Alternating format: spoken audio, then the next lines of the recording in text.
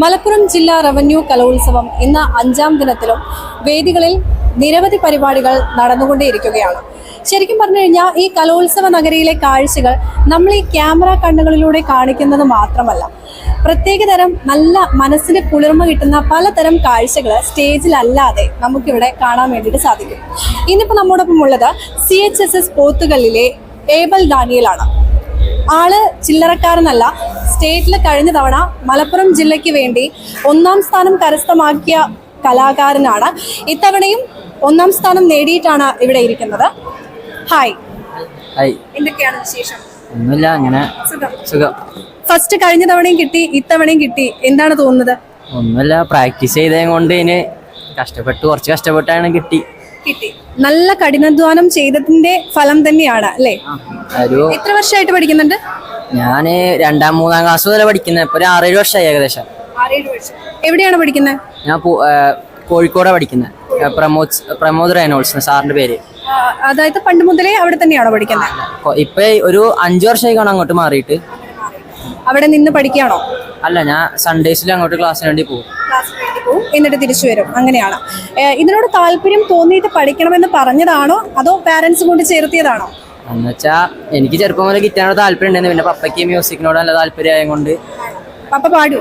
ഇല്ല, അങ്ങനെയൊന്നുമില്ല. പപ്പയ്ക്ക് മ്യൂസിക്കിനോട് നല്ല താല്പര്യമാണ്. അപ്പോൾ മോനെ നന്നായിട്ട് പഠിപ്പിച്ചെടുത്തു. കഴിഞ്ഞ തവണ ഫസ്റ്റ് കിട്ടി, ഇത്തവണയും ഫസ്റ്റ് കിട്ടി. ഇനി മലപ്പുറം ജില്ലയെ കേന്ദ്രീകരിച്ച് പാർട്ടിസിപ്പേറ്റ് ചെയ്യാൻ വേണ്ടി പോവാണ് അല്ലേ? അപ്പൊ ഇവിടെ പ്ലേ ചെയ്തത് ഏതായിരുന്നു? ഞാൻ ക്രോ എന്ന് പറഞ്ഞൊരു പീസ് പ്ലേ ചെയ്തിരുന്നു. ജിൻസാൻ കിം എന്ന് പറഞ്ഞൊരു ആർട്ടിസ്റ്റിന്റെ ഒരു പീസായിരുന്നു ക്രോ എന്ന് പറഞ്ഞൊരു പീസ്. അതല്ലാതെ സിനിമാ പാട്ടൊക്കെ പ്ലേ ചെയ്യില്ലേ? നമുക്ക് വേണ്ടിയിട്ട് എന്തെങ്കിലും വെറൈറ്റി ആയിട്ട് നല്ല അടിപൊളിയായിട്ട് ഒന്ന് പ്ലേ ചെയ്ത് തരും? എന്ന് വെച്ചാൽ ഇത് വേറെ ട്യൂണിങ്, ഞാൻ ആ ക്രോയിന് വേണ്ടി വെച്ച ട്യൂണിങ്. ഇപ്പൊ അത് മാറ്റേണ്ടി വരും, അതിന് കുറച്ച് ടൈമൊക്കെ വേണം. എന്നാ ആദ്യം ഇവിടെ കളിച്ച് ചെയ്താണോ പ്ലേ ചെയ്തതാണോ അതിന് ചെയ്താണോ? വായിക്കട്ടെ.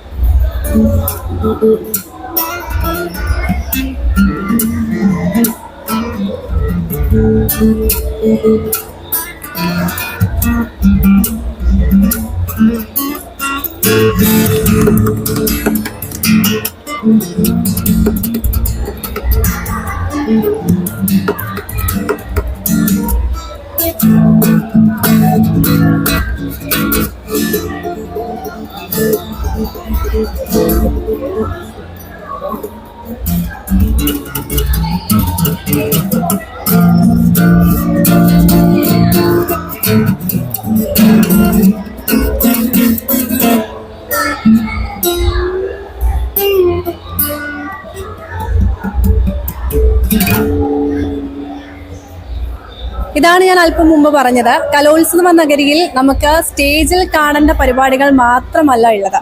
ഓഫ് സ്റ്റേജ് ആയിട്ട് ഇവിടെ പലയിടങ്ങളിലായി കുട്ടികൾ പലതരം പരിപാടികൾ ഇങ്ങനെ പ്ലേ ചെയ്യുന്നതും, അതേപോലെ തന്നെ പലതരം വേഷങ്ങൾ അണിഞ്ഞും മുഖത്ത് പലതരം മേക്കപ്പ് അണിഞ്ഞും നിൽക്കുന്ന കുട്ടികളും രസകരമായ കാഴ്ചകളും നമുക്ക് ഏറെ കാണാൻ വേണ്ടി സാധിക്കും. ഇത് കലോത്സവ നഗരിയിൽ വന്ന് അനുഭവിക്കേണ്ട കാര്യം തന്നെയാണ്. അനുഭവിച്ചറിയ തന്നെ വേണം. എന്തായാലും തുടർന്ന് മലപ്പുറം ജില്ലയ്ക്ക് വേണ്ടി നല്ല രീതിയിൽ പാർട്ടിസിപ്പേറ്റ് ചെയ്ത് 1ാം സ്ഥാനം കരസ്ഥമാക്കാൻ സാധിക്കട്ടെ എന്ന് ആശംസിക്കുന്നു. Thank you.